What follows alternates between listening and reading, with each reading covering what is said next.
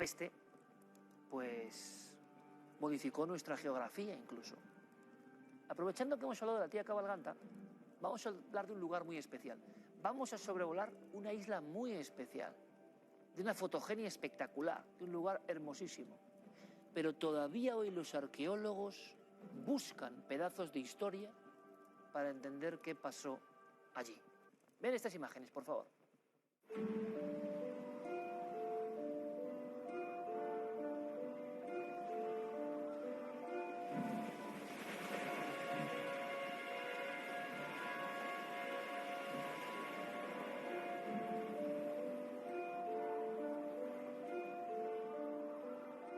Garraitz es una isla bastante desconocida, es un enclave mágico que se sitúa a medio camino entre Bilbao y San Sebastián.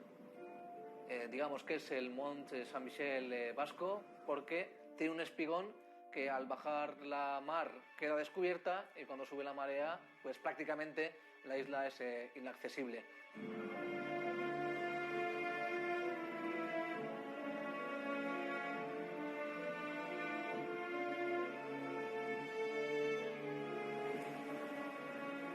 Es un islote que se conoce como la isla de Garraitz o la isla de San Nicolás, ¿no? Haciendo referencia a la ermita antigua que había en esa isla. Y tenemos historias relacionadas con conventos franciscanos que estuvieron durante 3 décadas instalados en esta isla y se vieron obligados a abandonarla, pues por las condiciones climatológicas del mar, lógicamente, y luego porque no había agua potable. También es un lugar que en el siglo XVI se utilizó como lazareto, cuando en una época en que, sobre todo en Lekeitio, fue asolada por la peste bubónica. Entonces la mortandad fue muy grande en esta zona y tuvieron que aislar a muchos infectados en esa isla, ¿no? Aislándolos del resto de la población.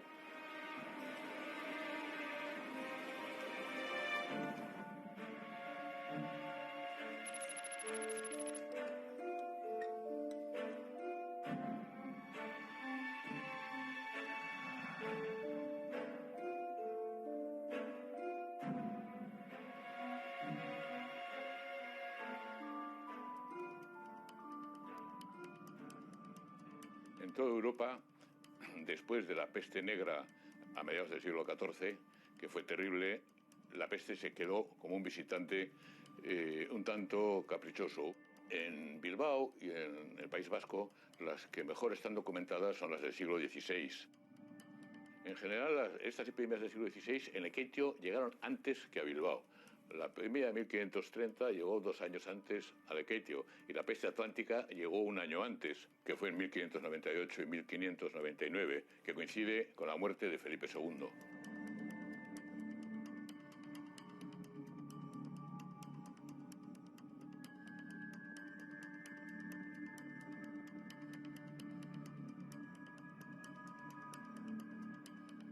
¿Y cómo entra esta peste de 1598 en Lekeitio? Pues por la mar. Sabemos de la existencia de un barco llamado Rodamundo.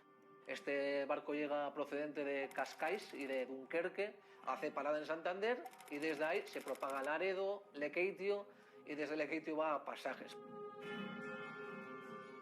Lekeitio estaba cerrado a cal y canto, durante 40 días la gente no pudo salir. No se sabía ciertamente cómo había que combatir a la peste y recurren pues a rezar, a cambiar de santos constantemente. Les da por rezar a San Roque. Se extendió el caos. Es una peste muy parecida a la pandemia que tenemos hoy en día. Si Lekeitio tenía una población en 1598, tenía una población de 1600, se cree que solamente quedaron vivos 300 personas. Esto lo dice el doctor Urrea, que es un doctor de la época, y para la época pues es un daño grandioso de pérdidas humanas.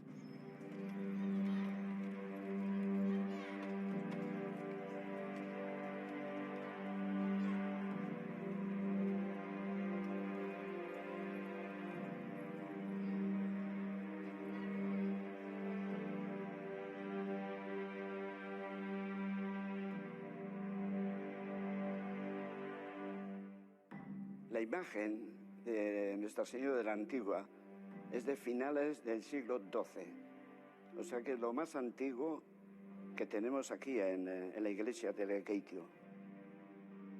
Y siempre que los arranzales, los pescadores salían a pescar, siempre había que cantar la salve, en latín se cantaba entonces, la salve a la Virgen. Y cuando la peste también. Y claro, pues de ahí venía también pues, la gente que quería librarse de las pestes, de las enfermedades esas, sacaran a San Roque, a la imagen que tenemos allá, a la grande, y también a la Virgen de Antigua, Nuestra Señora de la Antigua.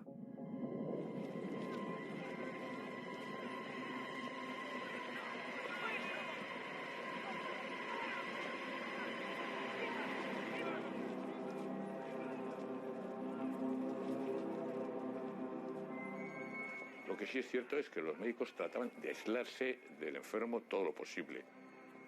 Y sobre todo lo que hacía era diagnosticar rápidamente cada caso nuevo de peste, porque en cuanto había un nuevo caso de peste y él lo confirmaba, el enfermo lo llevaban al hospital y todos los que vivían con él los llevaban al lazareto, a un centro de cuarentena.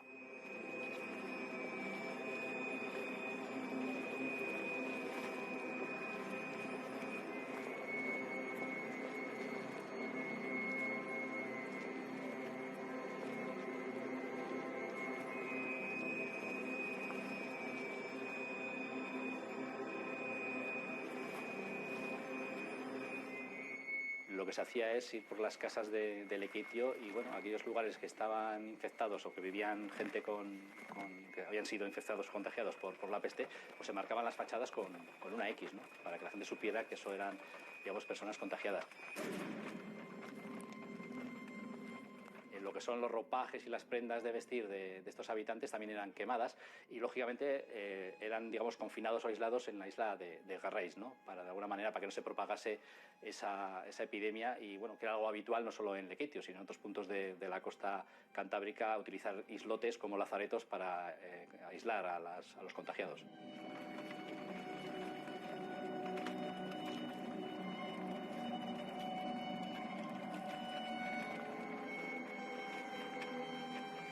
El día de San Francisco de 1598 se sabe que en la isla hay 180 contagiados, que eso ya es bastante. ¿Qué pasa? Que no había un espigón como hay hoy en día y tenían que ir remando desde Lekeitio hasta llegar a la isla. Entonces, era un camino sin retorno.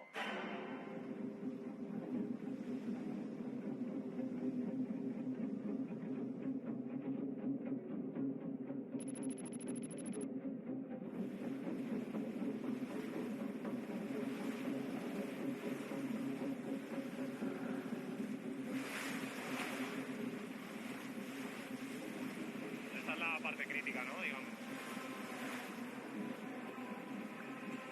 Cuando empiezan las zonas constantes, sí, no, ahora.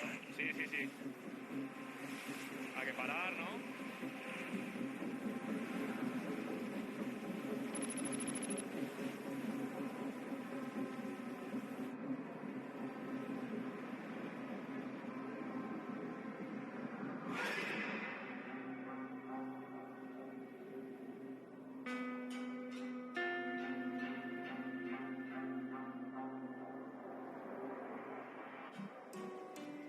Estamos conociendo la isla, de todo lo que ha tenido, porque es verdad que las últimas décadas ha estado abandonada y, bueno, la vegetación y la fauna hacen su trabajo natural, su evolución natural, pero claro, nosotros hemos querido recuperar los restos de esas construcciones y de esos usos que ha tenido en otros momentos, también un poco por conocimiento, casi por la diversión del conocimiento de la isla, lo que es ese ángulo nuevo que nos da.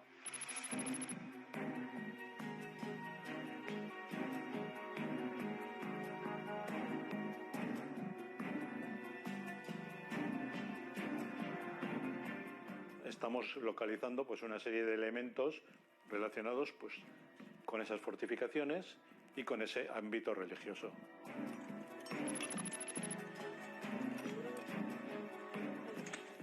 Entonces, pues bueno, todo ese tipo de material está relacionado pues con proyectiles de fusiles, evidentemente, pues han dado en la isla, pues ha habido varios enfrentamientos armados. una serie de cerámicas, adornos decorativos, etcétera, etcétera, un poco relacionados con la ermita. Han salido también una serie de monedas en un sector muy concreto de la ermita, y nos quedan pues la zona de enterramientos, parte de las fortificaciones. Es un proceso que está en marcha y con el tiempo pues bueno, nos irá ofreciendo nuevos datos, evidentemente. Se han encontrado restos humanos, la verdad es que únicamente una mandíbula, se han encontrado algunas monedas, y el misterio que está aún por resolver desde el punto de vista arqueológico es que no se sabe dónde están enterradas, digamos, las personas aisladas en ese lazareto, y luego, digamos, lo que son los franciscanos que vivían en este convento, ¿no? Porque no se han encontrado aún restos de estos enterramientos.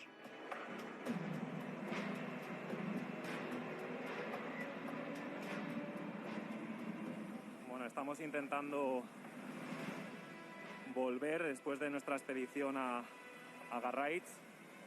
Ahí tenemos el espigón, pero la marea está subiendo cada vez más y es complicado el acceso. Así que, como veis, podemos imaginarnos las inclemencias meteorológicas que tenían que pasar también para llegar hasta aquí los enfermos que aislaban en el lazareto de Garraitz. Tenemos que cruzar despacio pero con cuidado además, porque las olas cada vez son más grandes, como vemos, y es peligroso.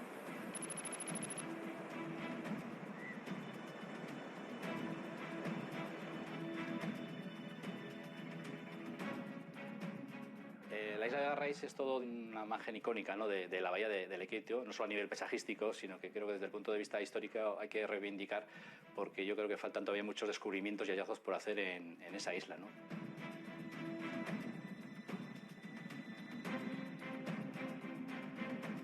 El proceso arqueológico es un proceso que es relativamente joven, llevamos 4 años excavando y todavía, evidentemente, el libro está abierto. Irá ofreciendo datos muy interesantes sobre lo que ha sido la isla, lo que ha representado sobre todo para la historia de Lekeitio y lo que representará en el futuro también.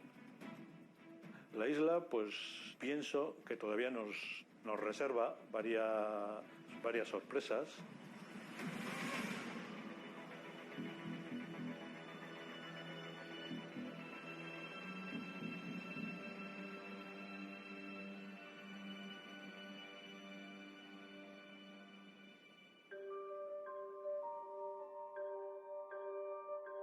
Comenzamos con las fotografías de los espectadores.